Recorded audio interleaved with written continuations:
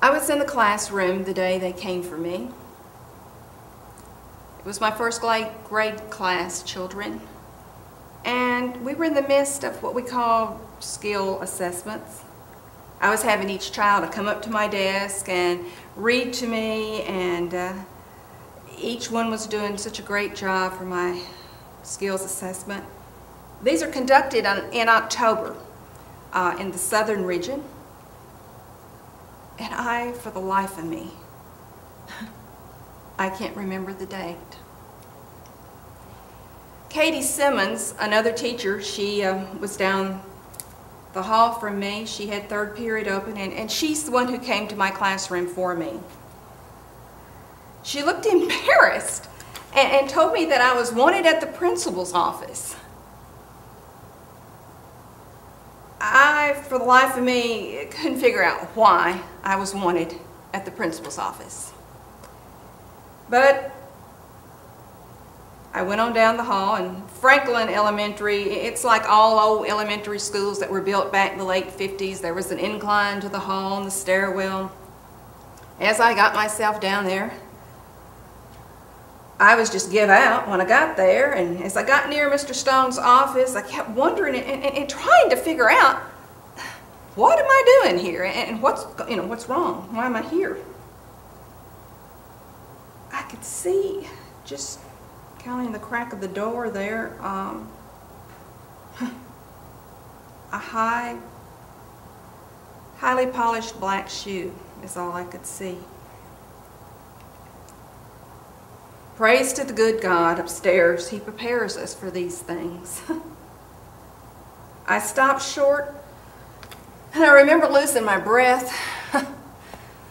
I felt faint, like I did at New Year's Eve when I drank too much champagne at the dance.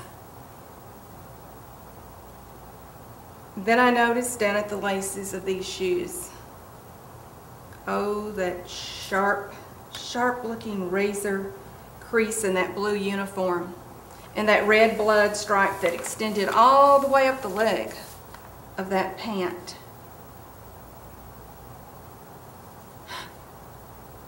That was very much like the photo that my Matt had sent me. The same pant he'd sent me the picture from boot camp, looking so stern and so proud of himself in that Marine recruit training. But I don't remember much after that moment. It was just sort of like a couple of angels came in, and maybe it was Matt, just kind of ushered me on into that principal's room. I stood there, and this captain rose behind the door, introduced himself as Captain Beard. And another Marine, much older than the captain, also dressed in that blue stiff uniform, was introduced to me as the gunnery sergeant. He had a kind face, but yet I could tell there was scar tissue, from a burn that went up to his chin. Captain Beard. Oh, Captain Beard. He was tall, so composed, so professional. But there was a sadness, a terrible, terrible sadness in his eyes. That sadness never went away in the 6 months that I knew Captain Beard. He seated me in the big wingback chair of Mr. Stone's. There I sat, and Mr. Stone, his elbow on his desk and his hand not even looking at me. He opened this file. And as he opened the file, Captain Beard read to me to confirm that PFC Matthew Donnell, then serving in Iraq with the Alpha Company, 1st Battalion, 5th Marine Regency, 1st Marine Division, quoted his serial number and the date of his birth,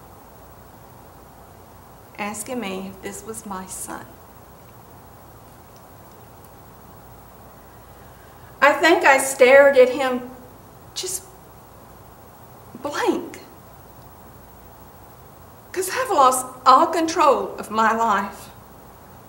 I was just totally given over to some uniformed stranger there in front of me.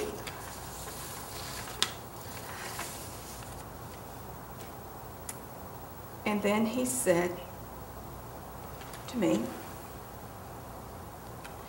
"Mrs. Donnell, I'm saddened to inform you that your son is dead." Just like that. Just like that. But now looking back, all over this whole thing, I know there was no other way to do it.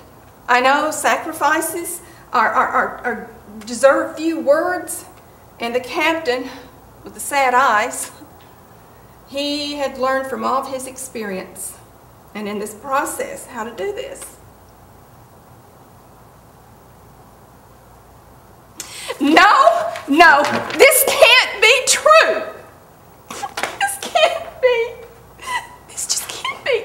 My Matthew, my baby, he's only 19. He's only 19 years old. He's got all of his life ahead of him, and he can't be dead. You son of a bitches can't take away my baby.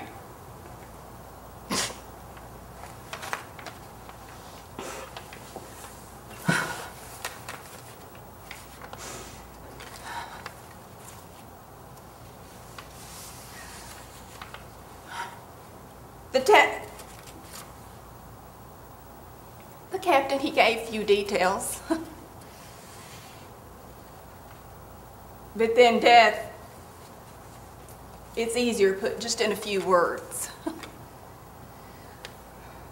Matt had been killed in Baghdad, the Holy Land.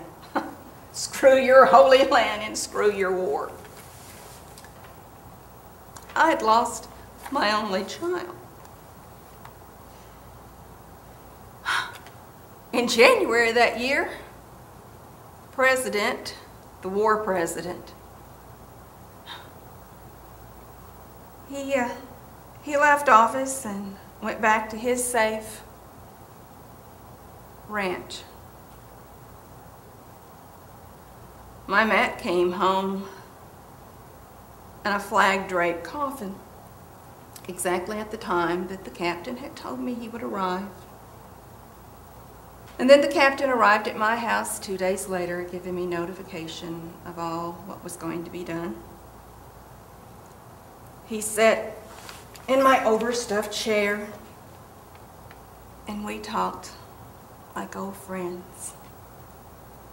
He crossed his leg once. That sharp crease in his uniform ended at the tip of those big black shoes. And Lady, Matt's golden retriever, she came over and brushed up against those blue pants, brushed up against that leg and left her hair. He stroked Lady gently,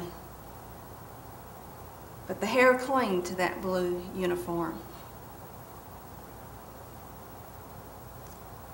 And I felt comfort in it.